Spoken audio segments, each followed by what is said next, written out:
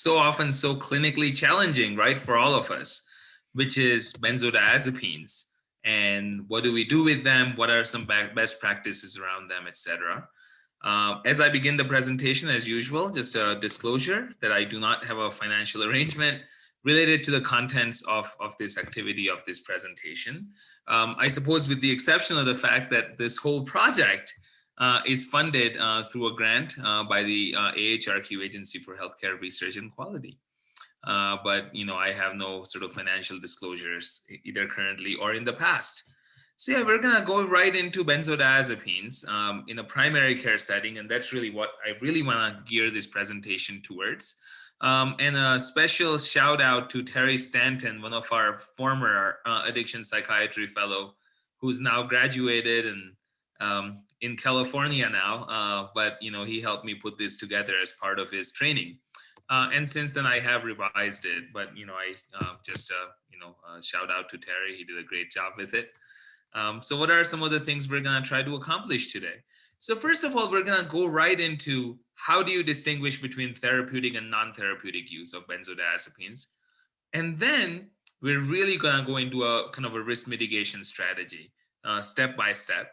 And as we do it, we're going to keep these last two objectives in mind. One is that we must individualize our treatments, right? Treatments are going to be individualized for the patient. And second, that there are things we can do, even as we taper their adjunctive methods that might allow us to be more successful in the process. So those are the things we're going to go with. So I'm going to start with a question. You don't have to answer. If you feel like chatting it in, that's okay. You're, of course, not being graded for it, but I have interspersed these throughout the presentation today. So first question is, what percentage of patients prescribed benzodiazepines will go on to use them for over 12 months? A or 1, 55%, 45%, 35%, 25%, or 15%. So let's keep this in mind as we go through the next few slides. So first of all, what are the indications for benzodiazepines? I think the key is right in that title, short-term use, right? Benzodiazepines are really indicated for short-term use only, right? Maybe as a bridging medication or maybe as a primary treatment, right? For certain things like, acute psychosis with agitation, or certainly alcohol withdrawal syndrome, right? Or status epilepticus or seizures, sedation for office procedures, right? So you can see acute things really should not be used for over, certainly once you're using it over 4 weeks, the risk of physiologic dependence, the body getting used to this medication starts to rise. And that's where a lot of the problems arise. Here I have listed, they're indicated for short-term treatment of anxiety disorders. Very often we use them as a bridging medication. So I might start a benzodiazepine concurrently with, say, an SSRI medication so that the benzodiazepine provides immediate relief while the SSRI medication becomes effective. And at that point, we would taper the benzodiazepine off. I would have that conversation with my patient ahead of time, that this is the rationale for us using it, and we're really not planning to use it, beyond about a 4-week period. And I've also put in not PTSD. So while we do use benzodiazepines for kind of immediate relief of anxiety conditions, there is quite a bit of data that in individuals with post-traumatic stress disorders, benzodiazepine use can actually worsen outcomes. So we really try to avoid the use of benzodiazepines in this population. And generally, they're not indicated, generally not indicated for long-term use. Moving forward, so epidemiology. So the biggest population where I worry about are patients with a primary opioid use disorder, right? You can see that if you look at our patients on, medications for opioid use disorders, opioid maintenance treatment, about half, up to 3/4 of them will use benzodiazepines. It's quite common. And if you look at youth, our youngsters 18 to 29 with opioid use disorder, OUD meaning opioid use disorder, over 85% report lifetime benzodiazepine use, and over 60% report regular use of benzodiazepine. So particularly concerning, right? Because of the synergistic effects on respiratory suppression of benzodiazepines and opioids, as well as the higher risk of use disorder in this population. However, if you look overall, right? For all patients, you can see that the rates of benzodiazepine use disorder are around 1%. If you look at different studies, I think they range from about 0.7% to about 2.3%. So benzodiazepine use disorder, so that's one of the points I want to make, by itself is not very common. It's often a secondary substance of use, right? That's often used to either augment the reinforcing effects or high of another substance such as opioid, or to sort of help with the crash from certain substances or some of the side effects from other substances. For example, some of my patients will use benzodiazepines, if their methamphetamine use leads to very severe kind of side effects, agitation, paranoia, etc. So benzos generally tend to be a secondary substance. And to that end, again, the use disorder itself is quite low. But where we run into problems with benzodiazepines is not so much the benzodiazepine use disorder or the addiction, but rather the physiologic dependence on benzodiazepine that comes from chronic use, right? That's where a lot of the problems come in, including things like memory impairments, falls in the elderly, right? Agitation, disinhibition, and even certain people in literature are now starting to support this idea that people who have chronically taken benzodiazepines kind of tend to have higher sensitivity to anxiety. Similar to what we talk about with opioids, right? And opioid-induced hyperalgesia, people are starting to suggest that maybe benzodiazepines have a similar impact on someone's anxiety, that chronic use actually leads to heightened anxiety sensitivity.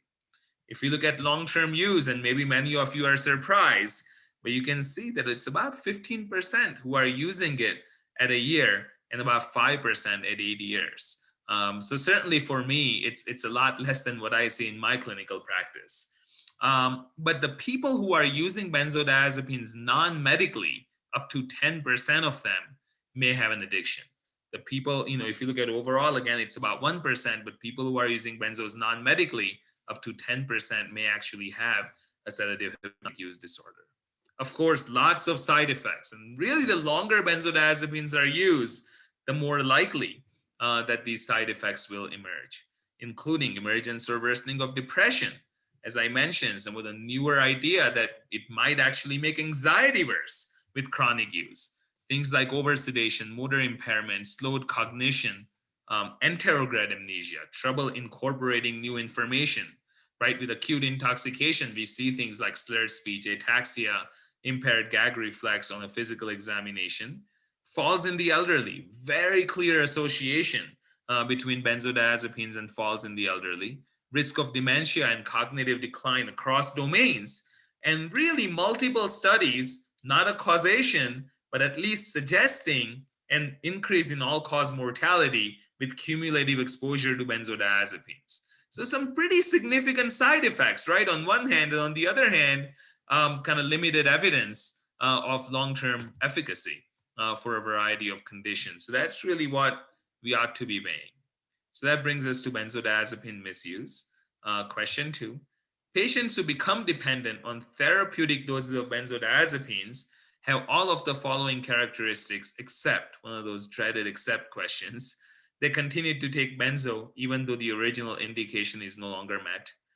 Dose increased since the original prescription. They have disliked the sedative effects. They have taken prescribed benzos as therapeutic low doses for a long time and gradually came to use the medication for other needs. I'll tell you right away that the answer here is C, that they dislike the sedative effects. Studies have shown, surveys have shown that people who enjoy or like the sedative effects are more likely to go on to become dependent or misuse prescribed benzodiazepines. This was, perhaps nothing groundbreaking, but still important to know.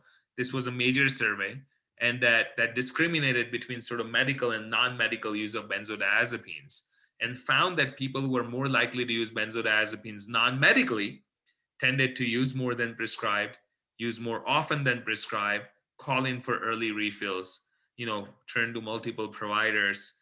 They used when feeling upset, right? That I had a tough day at work, so I'm going to take this extra alprazolam, or used to feel that high or a sense of euphoria. So again, you can see, right?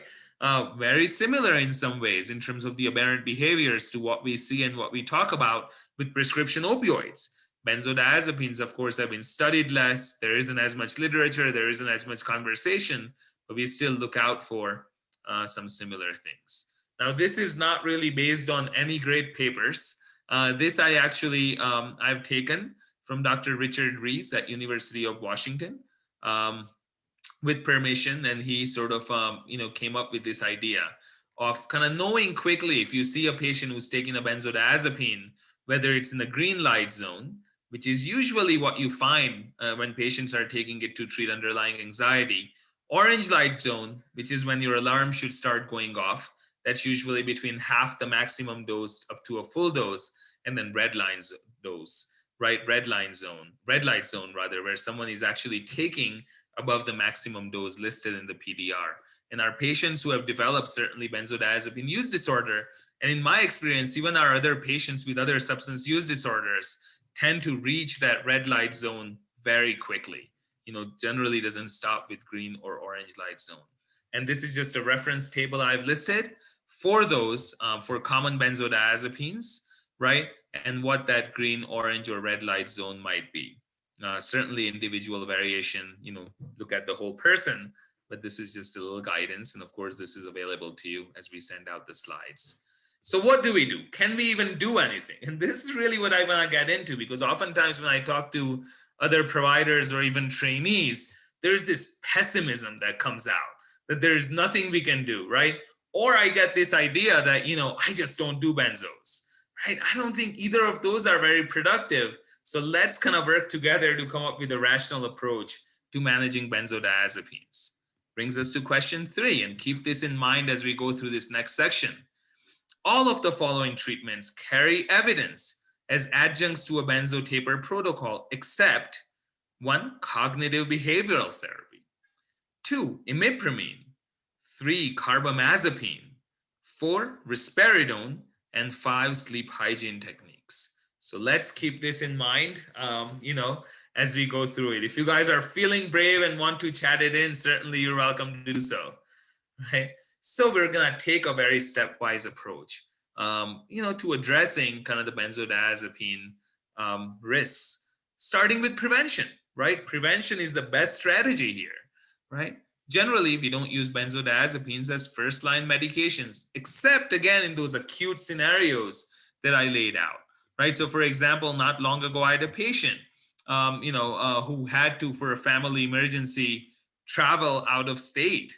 And the patient was extremely worried about what was going on psychosocially, but also about the travel itself, especially with the current pandemic, right? And the patient was really worried about it. And I did prescribe, a limited supply of benzodiazepines, for the travel, with the understanding that this was going to be short-term only, that we were not going to be continuing it.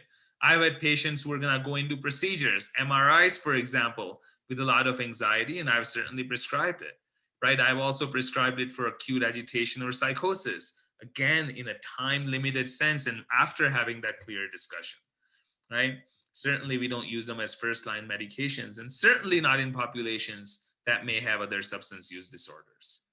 And before starting it, we want to check the urine drug screen, the prescription monitoring profile, part of those universal precautions that we talk about in so many of our talks.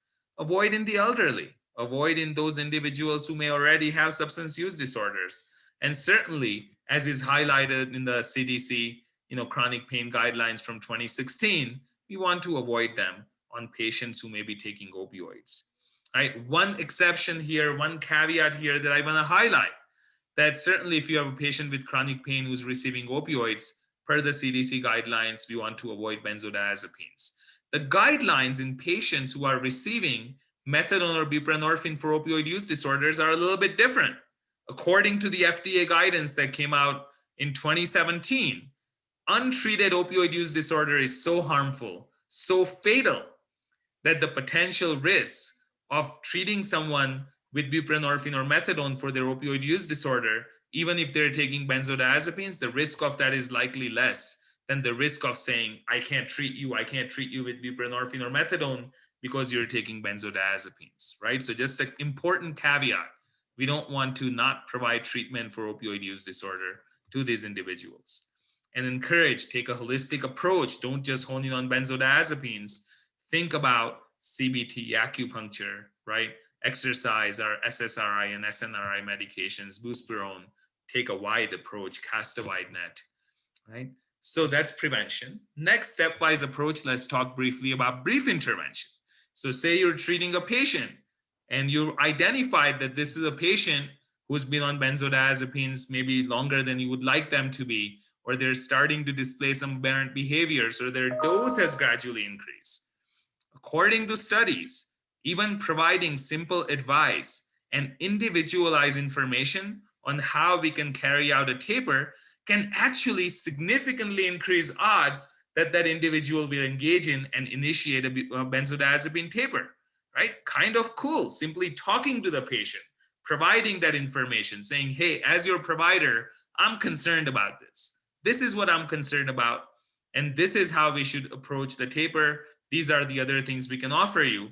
If you do that, the odds ratio that the person will start a taper, say, okay, doc, let's do it, goes up almost threefold. So keep that in mind, have that conversation, and as long as you do it fairly, respectfully, it doesn't have to be an antagonistic conversation. Next in our stepwise approach, let's now go into the tapering itself, right? So generally, here is the name of the game as we taper.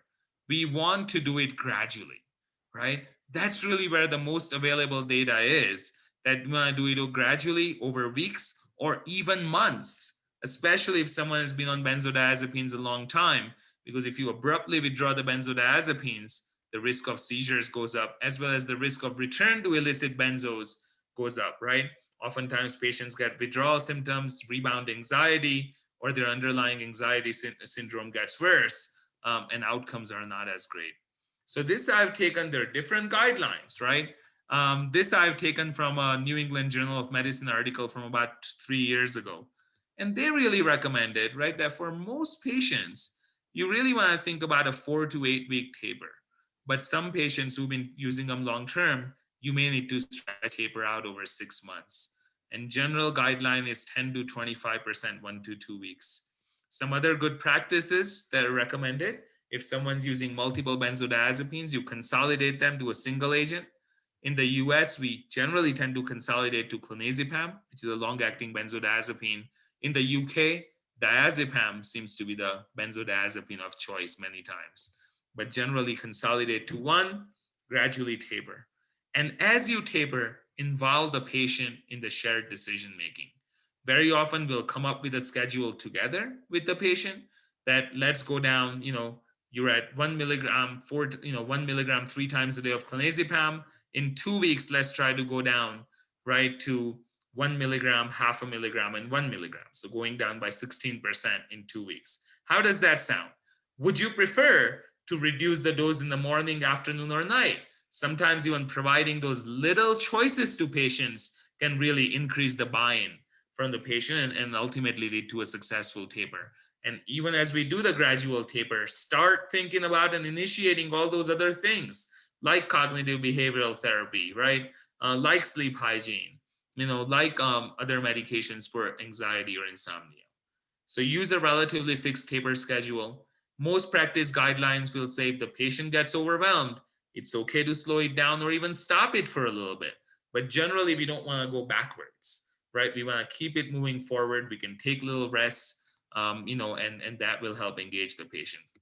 If someone is on very high doses of benzodiazepines, certainly over 100 milligrams of diazepam or equivalent, we really ought to be thinking about inpatient taper, where we can do lots of fancy things, that we can't necessarily do or haven't been studied as much in the outpatient world. And generally, the tapers tend to be more successful than we might fear. Overall, it's been suggested that benzodiazepine tapers carry over a 60% success rate in the outpatient world, right? Then I've included, and I was not going to go over some of these slides, but I have included them for reference, right? Different scenarios in terms of individualizing treatment. One scenario is patients who have a primary underlying psychiatric disorder as well as a benzodiazepine use disorder, right? So they have, say, social phobia, and over time, as they took benzodiazepines, they developed a benzodiazepine use disorder, right? So I've again included some slides But the idea is this is the group where if we go down too quickly, that underlying anxiety disorder might worsen and the patient may drop out of treatment. So we really want to engage the patient, work with the patient, and carry out a slow taper. Another scenario might be patients who have, this is the scenario. They have primary psychiatric disorder as well as a benzo use disorder. So we really want to take our time and go down slowly, right? And finally, we have, and I've even included a little algorithm here, right, for these patients to taper the benzodiazepines. You start by switching over to a single long-acting benzodiazepines. You stabilize at that dose over a 2 to 4 week period, and then again you start tapering over 6 weeks, 8 weeks, until they get down to that final 1 milligram of clonazepam, or maybe about 25% of their original dose. Very often at that time, we stop the taper, take a little break, allow the patient to get used to it before making that final taper. And the total process in this group that has the underlying anxiety disorder, as you can see, can often take many, many months. And at times, in many cases, an acceptable goal may just be to stabilize the patient at a lower dose, 25 to 30% of the original dose. So don't rush into it, right? These are just some of the good, important tools. Structure, see them frequently, engage the patient in that shared decision making, right? Involve the family, monitor them closely, check urine drug screens, right? Adjunctive medications. So these are some of the ones that have been shown in studies to be helpful. Carbamazepine has been studied with valproic acid or Depakote. Imipramine, which is one of our old tricyclic antidepressants. We often will also use things like gabapentin, pregabalin, or even something like melatonin for insomnia. And often we'll continue whatever adjunct medications have been started for several months, even after the benzodiazepines have been tapered off, to help with and help mitigate some of those low-grade withdrawal symptoms, right, that can persist for many months afterwards and often lead to a relapse. So we really make sure we treat that aggressively. And don't forget about psychotherapies, right? Many things have been shown effective in terms of helping someone successfully taper off of the benzodiazepines. The strategy that has been studied the most is CBT for anxiety as well as for insomnia. Other things that have been studied, relaxation, right? Certainly, if someone comes from a traditional background, think about engaging and using traditional modalities as well. And finally, what about patients who have a primary substance use disorder and benzo use disorder? So the patients who have, for example, opioid use disorders as well as benzodiazepine use disorders. I think this is the group, right, where the risk many times tends to be the highest. Patients might be on very high doses, right? And here, we really want to think about detoxifying from all drugs. Certainly, if they have opioid use disorder, as we detoxify from other substances, we want to ensure that we're getting them into treatment with one of our FDA-approved medications, i.e. naltrexone, methadone, or buprenorphine, right? Even as we taper, right? So I've included some of these strategies here for reference.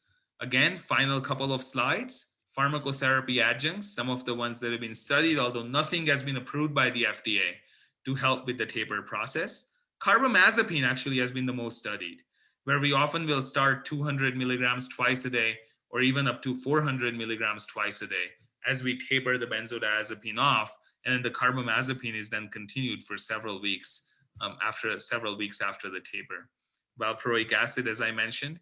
Pregabalin, again, something else that has been studied and maybe a helpful adjunct, similar gabapentin, right? Similar medications, as well as imipramine, which has an odds ratio of over 3 in terms of helping someone successfully complete a taper process off of the benzodiazepines. The antidepressants will often start to treat the underlying depression or anxiety, but they generally don't aid with the taper itself, right? Think about using non-addictive medications for insomnia, which can again be a part of that withdrawal syndrome, right? Flumazenil. There are all these programs that people can pay thousands of dollars to go to rapid inpatient anesthesia-assisted detoxes. We certainly don't do it in the outpatient world. The data on it is mixed, and there are serious harms to it. So certainly not a strategy I would advocate. And there is no evidence for the use of antipsychotics to help someone taper off of benzodiazepines. CBT, as I mentioned, it's been studied a lot. And certainly if insomnia is a part of the patient's experience, adding in CBT can increase the odds of them successfully tapering off of the benzodiazepines. Look at that odds ratio of over 5. So if you have that available in your agency or in your community, get the patient connected to it, right? It's just some good strategies. Use those motivational interviewing principles, right? Be eclectic. Talk to the patient. What might help you? How can we support you? Don't forget about sleep, anxiety, and again, cast a wide net and involve the patient in the support. I have a couple more slides for reference only. This I took directly from the New England Journal of Medicine article, which lists different strategies, different treatment approaches to help someone with benzodiazepine withdrawal with level of evidence. And you can see that the highest level of evidence is gradual withdrawal over a period of several weeks or months. So we want to do this slowly. Good evidence for switching to a single benzodiazepine. So if someone's taking multiple ones, we switch to one and go down. And you can see that cognitive behavioral therapy and other psychotherapeutic approaches also carry a good level of evidence, right? Which is, in terms of helping them taper off. And then finally, again, I've listed a benzodiazepine equivalence table that I just put together, kind of with onset of effects, duration of effects, equivalence, dose, and half-life to help you and aid with practices and some references. If you're interested in any of these references, please reach out anytime. It is about 12:35, so I am going to